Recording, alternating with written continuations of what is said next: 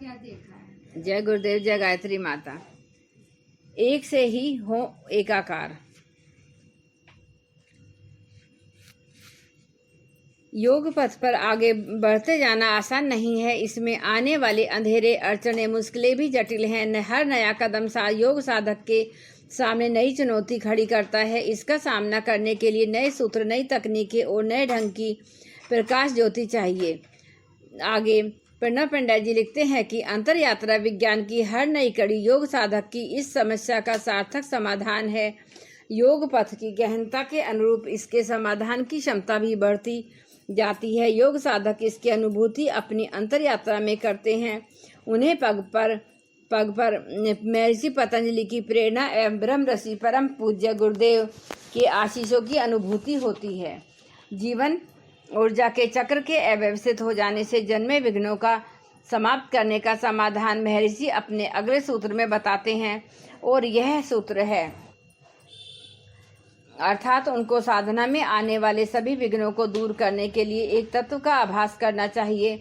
महर्षि पतंजलि का यह सूत्र अपने अर्थों में अति व्यापक है।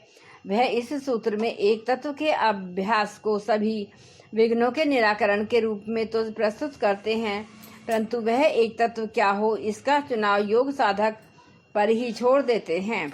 अब यह योग साधक की साधना के स्वरूप स्तर पर निर्भर करता है कि वह एक तत्व के रूप में किसे चुनता है, परंतु इतना जरूर है कि वह जिसे भी चुने उसी में उसके मन प्राण घुलने चाहिए।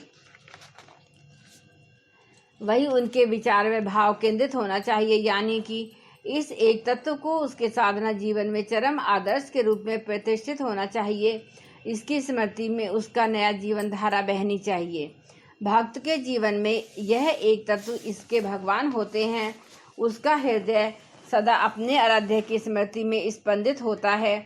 अपने आराध्य के प्रति उसकी भावनाएं इतनी सघन होती हैं कि उसे यह अभ्यास करना नहीं पड़ता, बल्कि अपने आप बरबस होता चला जाता है। ध्रुव हो या प्रहलाद, मीरा हो या रैदास, इनके मन प्राण विचार भावनाएं सदा अपने भगवान में रमे रहते थे। श्री रामकृष्ण परमहंस की माँ कहते ही भाव समाधि घेर लेती थी। सच तो यह है कि भक्तों के लिए बड़ा सहज होता है अपने भगवान में रमना। वह अपने भगवान में इतनी प्रगाढ़ता से रमता है कि सभी अवरोध अपने आप ही विलीन हो जाते हैं।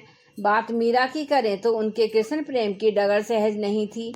इस डगर पर चलने वाला मीरा को राणा जी कभी सांप का पिटारा भेजते थे तो कभी विष का प्याला, लेकिन इन विघ्नों से मीरा को कभी घबराहट नहीं होती थी। वह तो सदा यह कहती रहती, मेरे तो गिरधर गोपाल दूसरा ना कोई। सच तो यह है कि भक्त के जीवन का दर्शन ही दूसरों ने न कोई है, किसी और का चिंतन उसे सुहाता नहीं। तभी तो गोपियाँ ज्ञान सिखाने आए उद्धव को समझाने लगती हैं, उधो मन नहीं बस 20, एक हो तो सो गयो श्याम संग को आराधे ईस। भक्त के लिए बड़ा सजह होता है कि एक तत्व का अभ्यास, क्योंकि वही जानता है कि एक में छिपा सत्य बात है तो खरी, पर कहे बिना रहा नहीं जाता। प्रेम की रीति तो भक्त ही जानता है। जिसे दुनिया प्रेम प्यार का नाम देती है, वह तो वासनाओं की गंदेला कीचड़ में लिपटने लिपटाने के सिवा और क्या है। देखा यही जाता है कि सारी उम्र प्यार प्रेम का राग अलापने वाले अपने हट जिद एवं अहम को थामे रहते हैं। अब हट जिद एवं अहम के बिस्तरों को पालने वाला भला क्या जानेंगे कि प्रेम तो शीश उतारे भुई धरे का सौदा है। कबीर को ने जाना था इस सच को, तभी तो उन्होंने कहा कि प्रेम गली अति सांकरी, जामे दुई न समाही।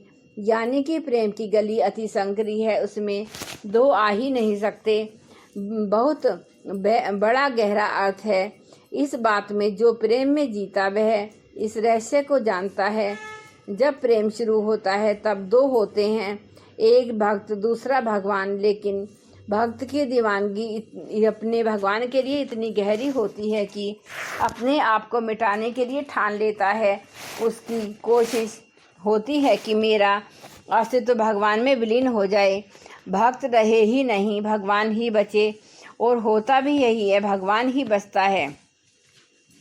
भगवान से प्रेम संसार में बड़े विरल घटना के रूप में सामने आता है। बड़ी बड़भागी होती हैं वे आत्माएं जो मीरा बनकर प्रकट होती हैं, पर एक प्रेम एक भक्ति की शुरुआत थोड़े आसान है और वह है गुरु भक्ति, अपने गुरु से प्रेम। पतंजलि प्रणीत एक तत्व के अभ्यास का यह बड़ा सरल एवं अनुभूत उपाय है।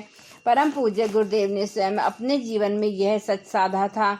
आज उनके शिष्यों के सामने भी यही सुपथ है। अपने गुरु का ध्यान, उन्हीं का चिंतन, उन्हीं की ही कथा वार्ता और उन्हीं का ही काम। जो ऐसा करते हैं उनके जीवन में एक तत्व का अभ्यास स्वयं ही होने लगता है और इसके परिणाम स्वयं योग साधक के विघ्नों का निराकरण भी हो जाता है। यह कथन न तो कोरी कल्पना है और न ही किसी तार्किकता का निष्कर्ष, यह तो अनुभूति में सनी पगी बात है। पढ़ने वाले चाहे तो वे भी कर लें। जिस गति से वे इस गुरु भक्ति की डगर पर चलेंगे, उसी तीव्रता से उसकी साधना में आने वाले विघ्नों का शमन होगा। पर यह सच निर्मल चित्त वालों को ही समझ में आएगा। जय गुरुदेव, जय गायत्री।